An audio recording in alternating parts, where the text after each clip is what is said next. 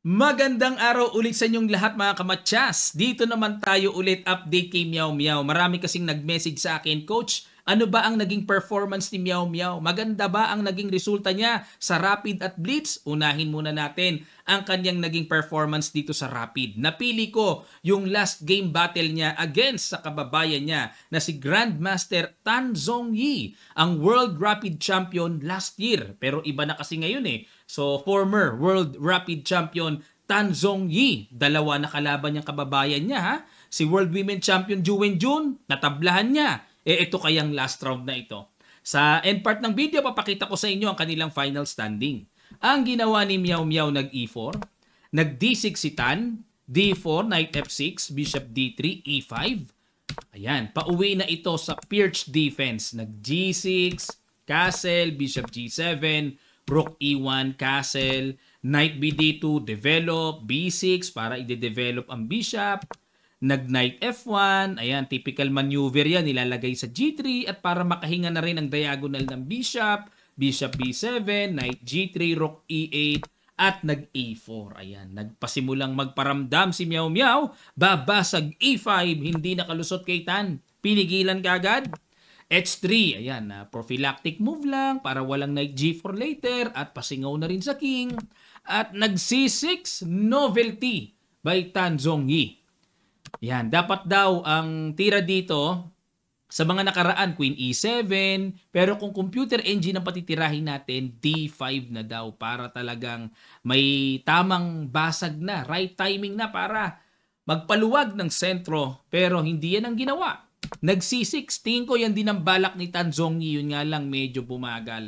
Bishop E3, tuloy lang sa pag-develop si Meow Meow, Queen C7, Queen D2, Bishop A6, Bishop C2. Ayaw makipagpalit kasi mas malakas ang bishop ng puti. Nag-C5, D5, sinarado, C4. Ayan, nilagyan ng bakanting square para lulundag ang knight. Knight H4. Aba, medyo masama kagad ang balak nitong knight na ito. Saan pupunta yan?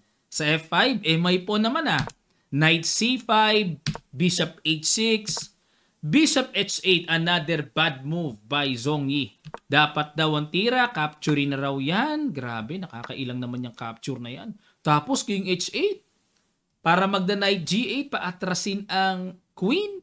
Mahirap makita sa mata yan, nakakatakot. Nandyan ang Queen. Pero Bishop H8 ang ginawa. Nag-Rook E3.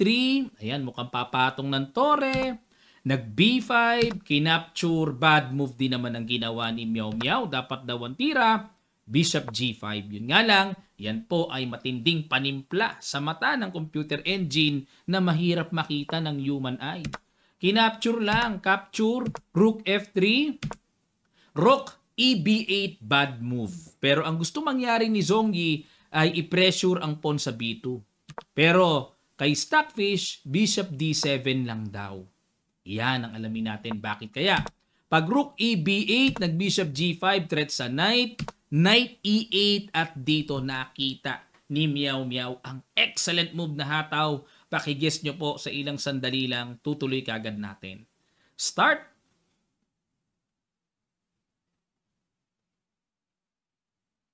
Maraming salamat. Congrats sa mga nakaramdam ng tirang sacrifice na yan. Meow Meow attack. At kinapture Knight takes F5. Parang wala lang Yan na naman. Kaya kamukha ng estilo ni Tal ito Umaatake ng parang wala lang Ano kasunod? Ito siguro. Yan. Para may atake. F6, good move. Bishop H6. King F7, takbo. Good move na naman. Rook G3.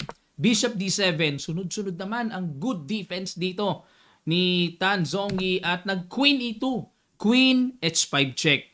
Pero dapat daw Bishop D1 ang binibigay na continuation ng engine dito, sabay Bishop H5. Yan palang Bishop na yan, Pero malawak-lawak pa pong palitan ng tira yon.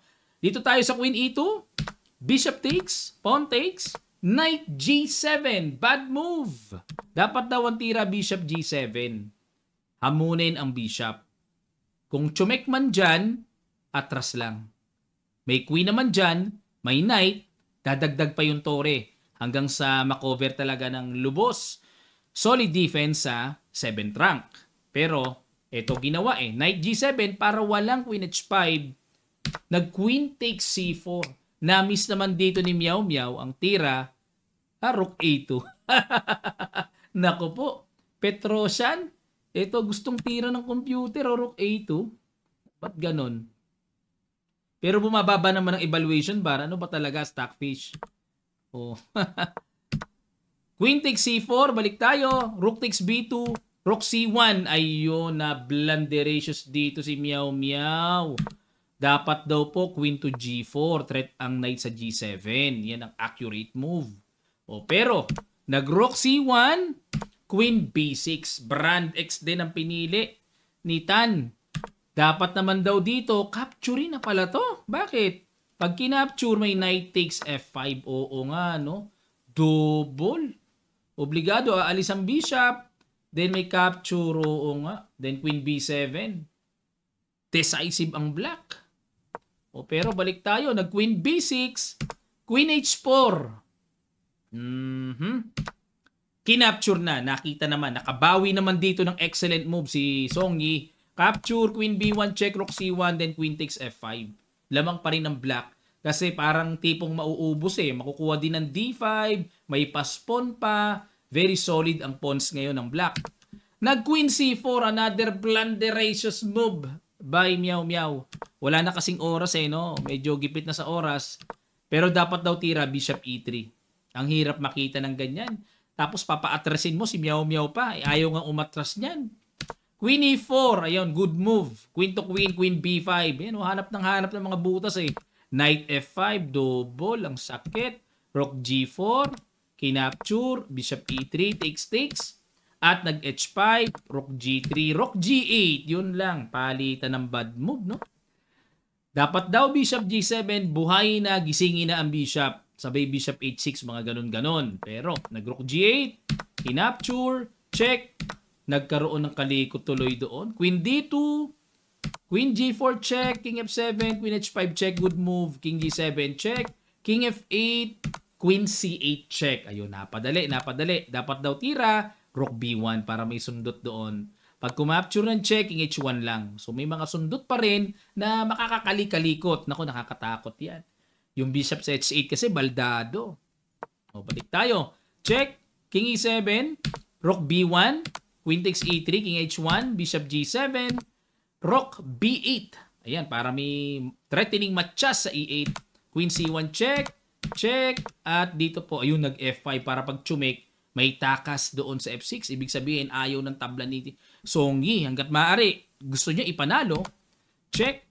King F6. Kasi pag dito kasi mga kamatsas, may ganon. Lipad ang knight. Okay? Pero equal pa rin. Yan. Pinipilit talaga pinipilit ni Tan Song Yi Check.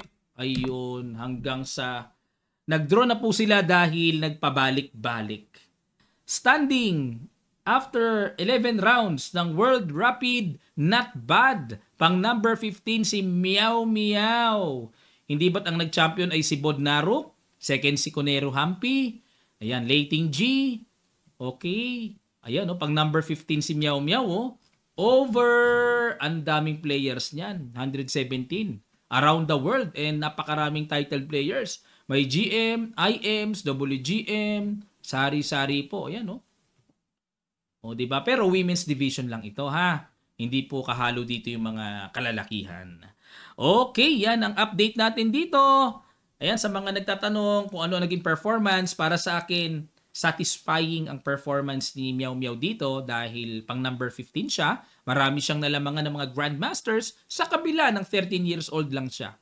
And tingnan natin, baka mag-alahuyi fan siya sa mga susunod na taon dahil sa kanyang matinding training. Ngayon po ay papunta sila ng Europa. Hindi pa sila uuwi ng China. Sa Europe muna sila, magka-campaign muna sila ng tournaments doon. Ganong kasipag at kaya nila, afford nila ang gastos doon. Matindi. Europa, magastos doon. Euro ang pera doon. Okay, maraming salamat po mga kamatsas. Bali-balita tayo kay Meow Meow pag meron ng nakalap tayong mga updates sa kanyang ilalaro doon sa Europa.